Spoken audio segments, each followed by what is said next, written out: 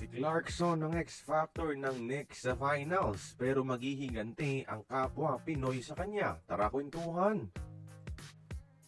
NBA Finals Knicks versus San Antonio Spurs mga idol, exciting match-up ng mga Pinoy sa NBA na si Dylan Harper at Jordan Clarkson.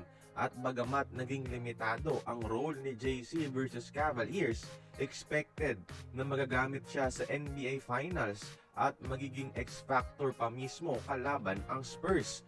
Dahil sa dalawang laro ni Clarkson versus Spurs this season mga idol, ay mayroon siyang average na 17.5 points per game, 2 rebounds per game, shooting above 50% bawat laro mga idol sa 3 points. Meaning, mas effective si JC kalaban ang Spurs ngayong season.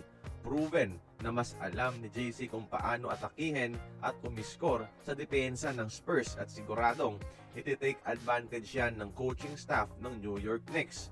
Alam nyo naman, ang playoffs, it's all about the game plan.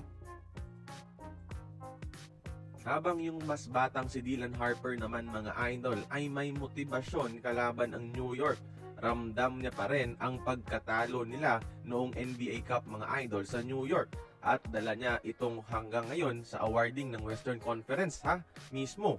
Makikitang sinabi niya, we got some get back to the cup, meaning makakapaghiganti at babawi daw sila sa may next mga idol, and this time para sa NBA Championship na. Hindi lugi ang mga Pinoy sa NBA Finals na ito dahil tiyak ang mga dalawang kababayan natin magbabakbakan talaga yan sa loob ng court. Sana lang magamit silang dalawa pareho mga idol, no? Scoring ni JC versus ang depensa at slashing ni Dylan. Kaya kayong mga idol, saan kayo? Kay JC o kay Dylan? Kampihan na?